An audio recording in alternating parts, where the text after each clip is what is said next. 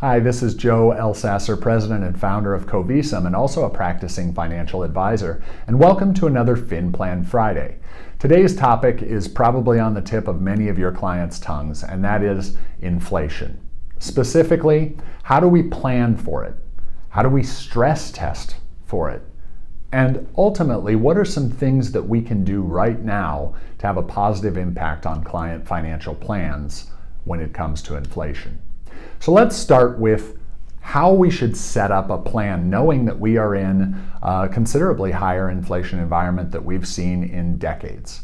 The last couple of years have seen roughly 6%, almost 9% inflation. And initially, the Fed said this inflation is transitory. I think we're all seeing that it's not transitory, unless transitory means 2+ years. So, when we lay out a base case for a retirement income plan, we're all using an inflation assumption. Does it make sense to increase those inflation assumptions to 5-6% per year? I would suggest it doesn't, okay? Because even throughout history, when we've had inflationary bouts, through the course of a 30-year time frame, those inflationary bouts have been followed by low inflation periods. And so we do get a much lower average over time.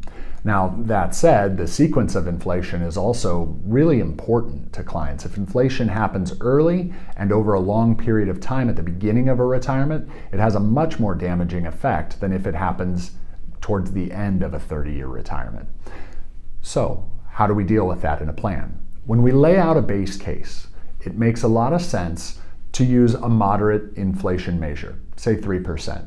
2.5% to 4% is probably all within the realm of reasonable. That's our base case.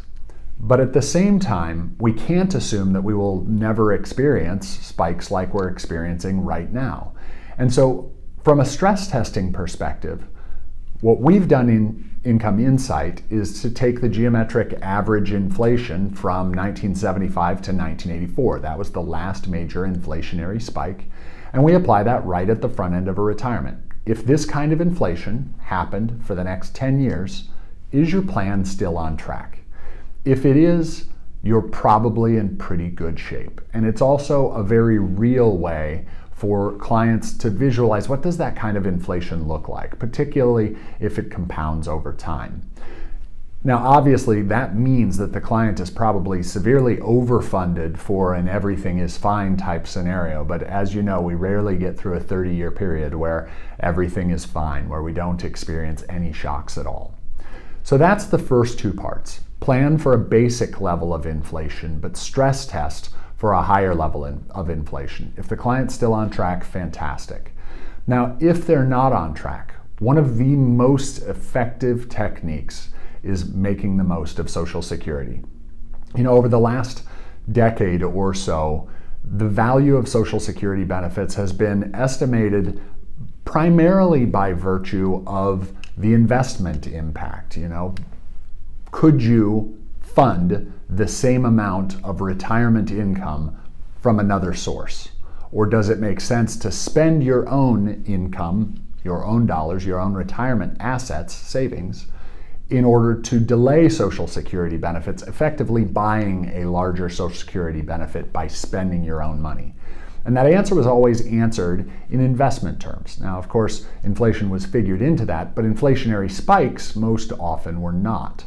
Right now, we're seeing that second aspect, the inflation adjusted by CPI aspect of Social Security, taking center stage. Clients that you've optimized Social Security for have a much bigger benefit that is now being adjusted by 8.7% coming into 2023. That's a really significant impact on the sustainability of an overall retirement income plan, particularly if that situation persists for a number of years. So, Social Security is a really unique asset, and advisors on the front end, in order to combat inflation, should be looking to optimize it. Now, let's say that you have clients that didn't, that either ignored your advice or it wasn't part of your planning process at the time. There is one thing that may be worth considering, and this is going to be a case-by-case basis, but when you have a situation where you have a higher wage earner who maybe claimed somewhere around full retirement age. Maybe they hit 65 and they were able to get Medicare and that allowed them to retire. And they claim Social Security benefits right away because it's the most common thing to do. And maybe they're 66, 67 today. They would have the option, once they've reached their full retirement age, to suspend their benefits in exchange for delayed retirement credits. Now, if they suspend their benefits, the underlying benefit is still going to get today's inflation adjustment. Only now it's going to be multiplied by 1.08% for the first year. And if they delayed for 2 years, by 1.16. So that's 2 years of 8% delayed retirement credits. And you notice those didn't compound. So the first year of delay past full retirement age, that first year of delayed retirement credits, are the most valuable year. So consider whether a client should suspend their benefits in order to increase the portion of retirement income that is supplied by Social Security and thus inflation adjusted going forward.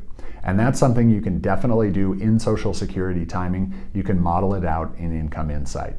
So one thing to consider there is that if an individual suspends their benefits, it will suspend the benefits of anyone else that is claiming based on their earnings record. So if you have a high wage earner who's got a spouse that did not have a significant work record and so is claiming spousal benefits, this strategy probably does not make sense. But if you have a high wage earner and a secondary wage earner who is a middle wage earner or two high wage earners, definitely something to consider.